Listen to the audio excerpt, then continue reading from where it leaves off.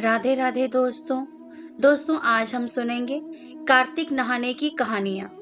अगर किसी कारणवश आप सुबह जल्दी उठकर नहीं नहा पाते हैं तो आप इन सब कहानियों को सुन लीजिएगा, इससे भी आपको उतना ही पुण्य प्राप्त होगा। तो आइए शुरू करते हैं। सबसे पहले हम लोग करेंगे गंगा जमुना जी की कहानी। एक गंगा थी, एक जमुना थी। दोनों बहनें एक साहूकार के खेत में से जा रही थी। तो जमुना ने 13 जौ के दाने तोड़ लिए।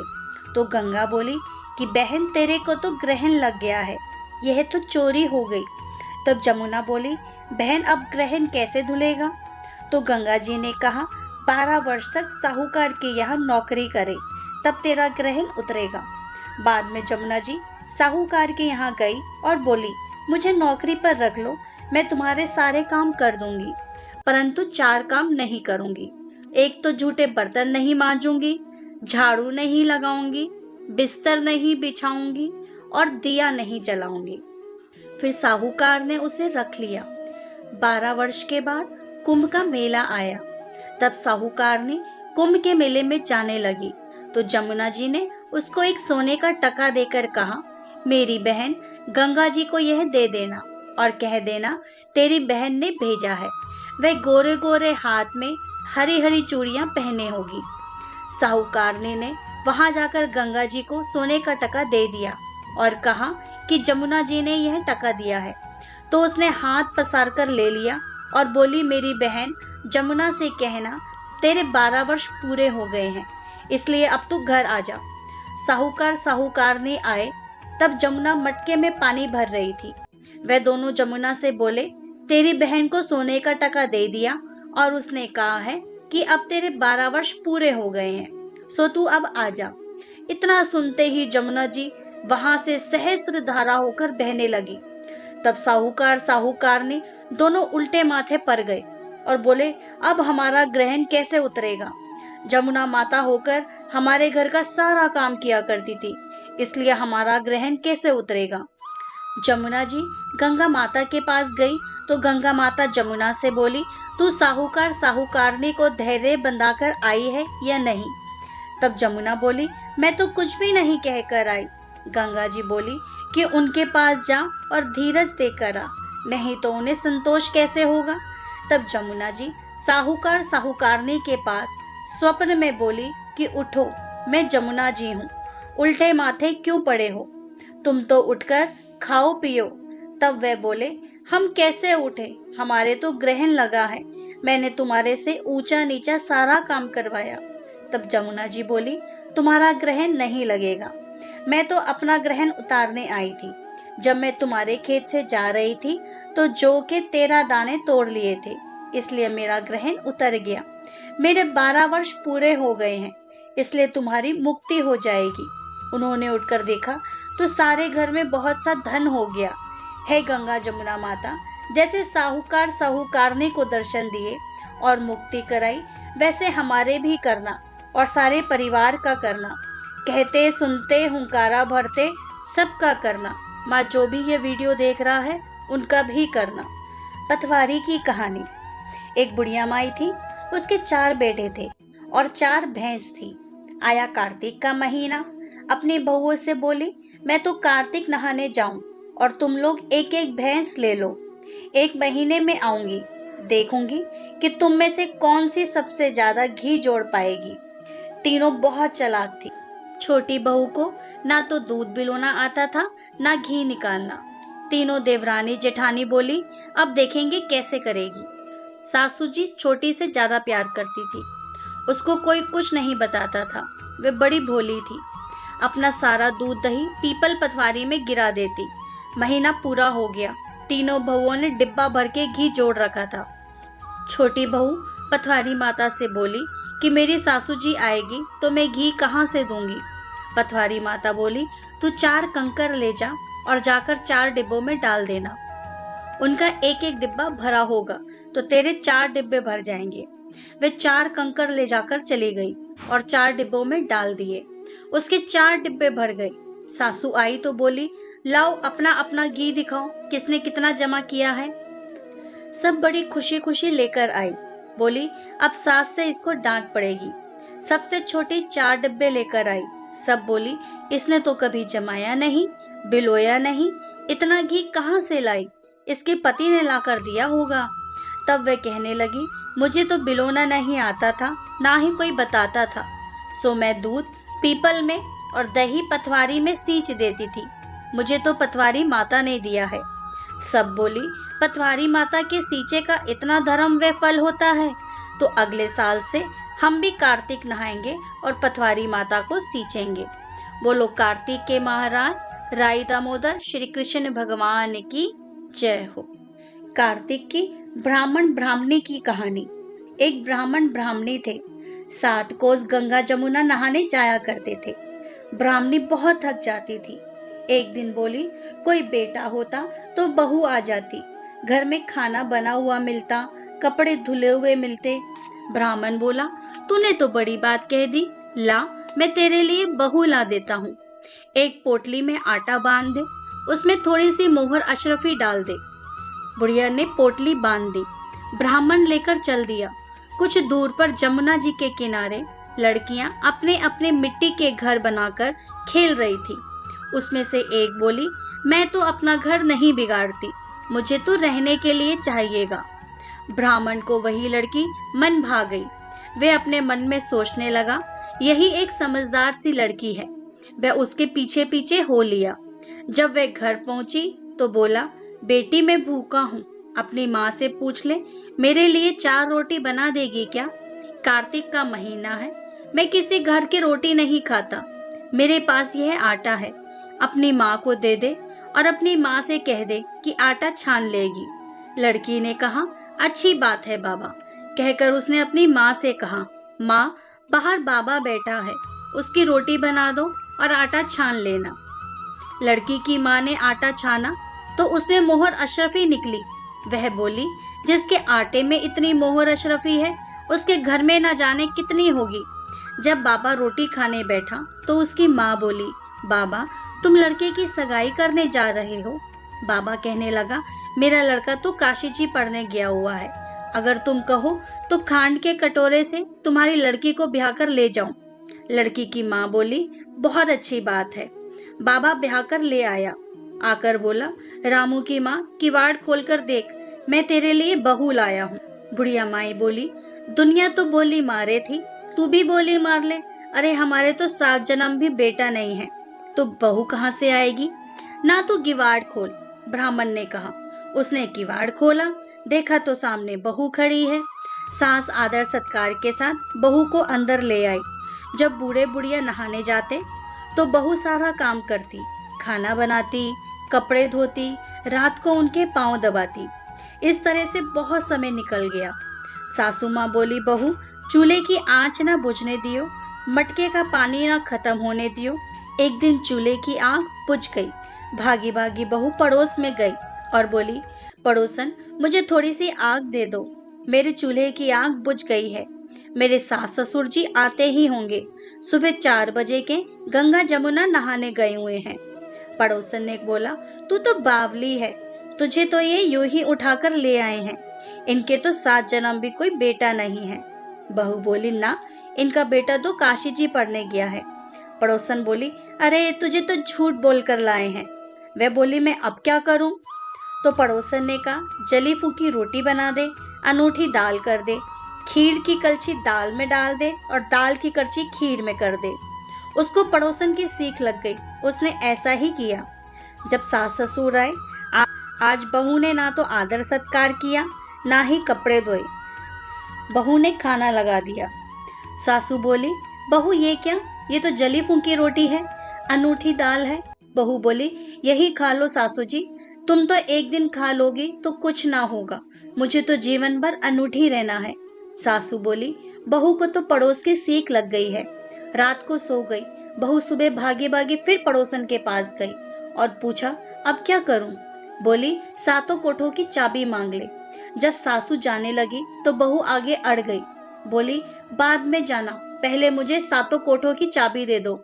ससुर बोला चाबी दे दो, आज भी इसका कल भी इसका, हमारा क्या है, आज मरे कल दूसरा दिन। पीछे से बहू ने कोठे खोलकर देखे तो किसी में अन्न, किसी में धन, किसी में बर्तन, किसी में कपड़े, अटूट भंडार भरे पड़े हैं। सातवां कोठा खोलकर देखा तो उसमें गणेश लक्ष्मी जी, पीपल जी, पटवारी जी, कार्तिक के ठाकुर राई दामोदर जी, तुलसा जी का बिड़ला, 36 करोड़ देवी देवता विराजमान है, गंगा जमुना जी है, वहां एक लड़का माला जप रहा है। बहू ने पूछा, तुम कौन? लड़का बोला, मैं तेरा पति हूँ, किवाड़ बंद कर दे, मेरे माँ बाप आएंगे जब खोलियो। अब तो बहू बहुत खुश हुई, 36 प्रकार के भोजन बनाए, 16 श्रृंगार किए, रांची माची डोले। सास ससुर जी आए, बड़े प्यार से उनसे बातें करी, उनके कपड़े धोए, खाना खिलाया। बूढ़ा बोला, बहू तो दंत देखकर राजी हो गई है।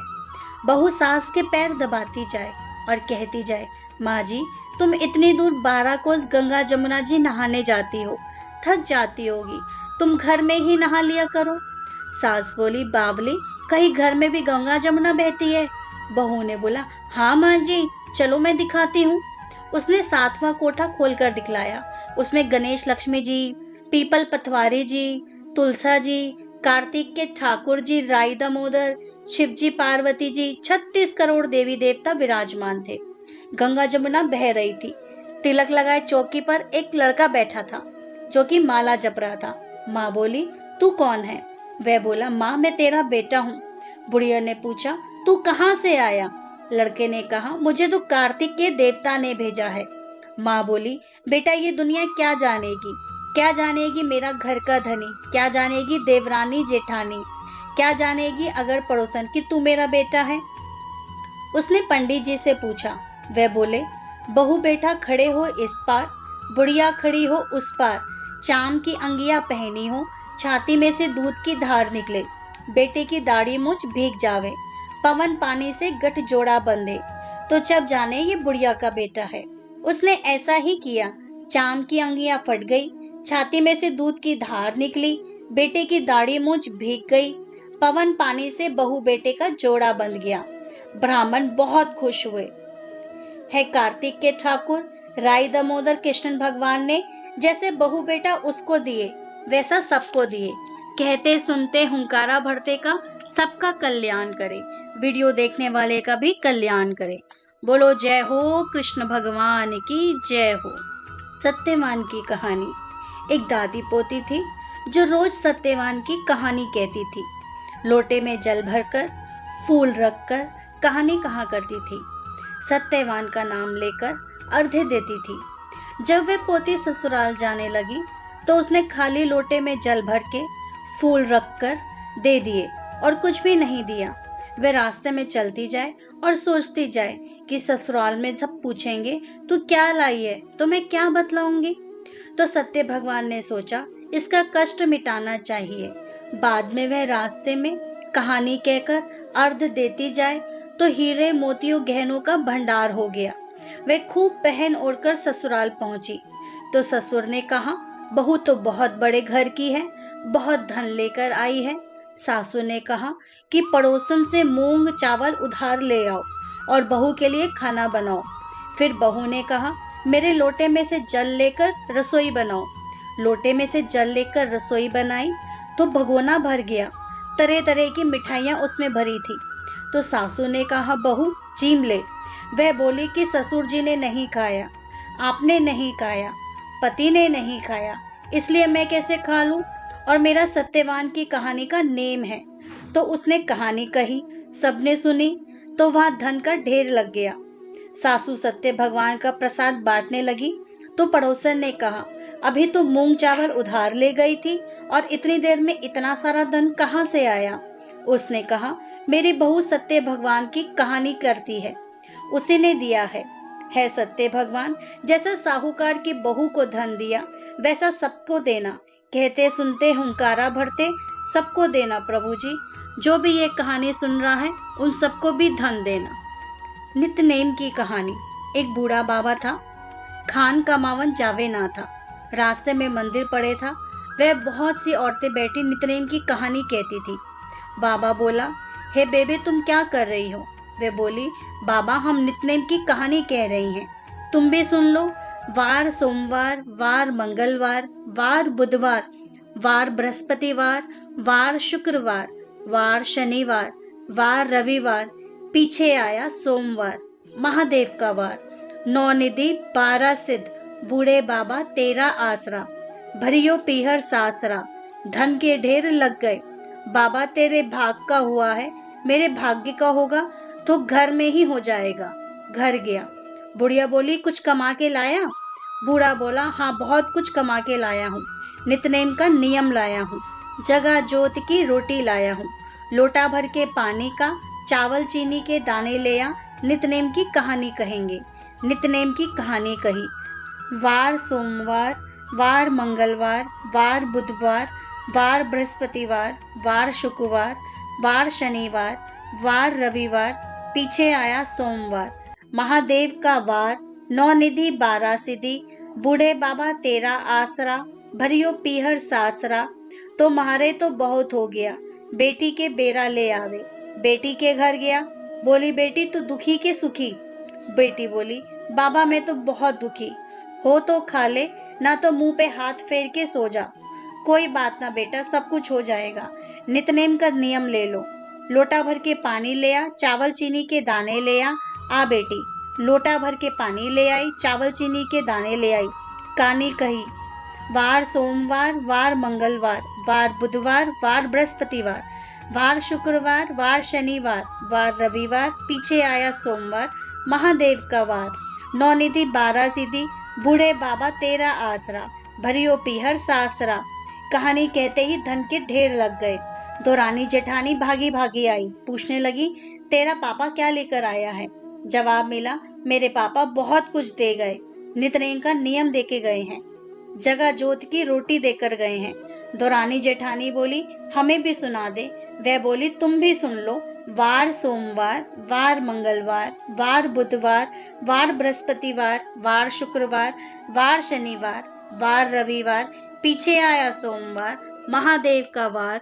9 निधि 12 सिद्ध, बूढ़े बाबा तेरा आसरा, भरियो पीहर सासरा। धन के ढेर लग गए। जैसे नितनेम भगवान बाबा के टूटा, बेटी के टूटा, ऐसे सबके टूटियो, सबके भंडार भरना। कहते सुनते हुंकारा भरते, कहानी सुनने वाले का सबके भंडार भरना। बाबा बोलो जय हो प्रभु जी की जय हो। लपसी तपसी की कहानी। एक लपसी एक तपसी था। तपसी तो भगवान जी की तपस्या करता था और लपसी सवा सेर की लस्सी बनाकर भगवान जी का भोग लगाता और लोटा हिलाकर जीम लेता था। एक दिन दोनों लड़ने लगे। लपसी बोला कि मैं बड़ा हूँ और तपसी बोला कि मैं बड़ा हूँ। इतने में नारद जी आए और पूछा कि तुम दोनों क्यों लड़ रहे हो? लपसी ने कहा मैं बड़ा हूँ और तपसी ने कहा मैं बड़ा हूँ। तपसी बोला मैं सारे दिन भगवान जी की पूजा करता हूँ। नारद जी बोले कि मैं तुम्हारा फैसला कर दूंगा। दूसरे दिन तपसी नहाकर आने लगा तो नारद जी ने 1.25 करोड़ की अंगूठी उसके आगे फेंक दी। उसने आँख खोलकर देखा तो 1.25 करोड़ की अंगूठी पड़ी थी। तब तपसी ने वह अंगूठी उठाकर बगल के नीचे दाब ली और तपस्या करने लगा। लपसी सुबह उठकर नहाकर 1.25 सेर की लस्सी बनाकर भगवान जी का भोग लगाकर लोटा हिलाकर जीमने लगा। इतने में नारद जी आए और दोनों को बिठाया। तब दोनों बोले कि हम दोनों में से कौन बड़ा है? तब तपसी ने कहा मैं बड़ा हूँ। नारद जी बोले तू घोड़ा उठा। घोड़ा उठाया तो 1.25 करोड़ की अंगूठी निकली। तब नारद जी बोले ये अंगूठी तो तूने चुराई है, इसलिए तेरी तपस्या भंग हो गई, इसलिए लपसी बड़ा है। तपसी बोला महाराज मेरी तपस्या का फल कैसे मिलेगा? तो नारद जी बोले तेरी तपस्या का फल कार्तिक नहाने वाली देंगी। फिर नारद जी बोले कि सबकी कहानी कहकर तेरी कहानी ना कहे तो कार्तिक का फल खत्म हो जाएगा। दोस्तों कहते हैं सारी कहानियों के बाद अगर लपसी तपसी की कहानी ना करें तो फल नहीं मिलता है। इसलिए जब भी आप कहानियां करें, कार्तिक के महीने की कथा सुने, कहानियां करें तो लपसी तपसी की कहानी अंत में जरूर सुने। बोलो कार्तिक के महाराज राई दामोदर श्री कृष्ण भगवान की जय हो।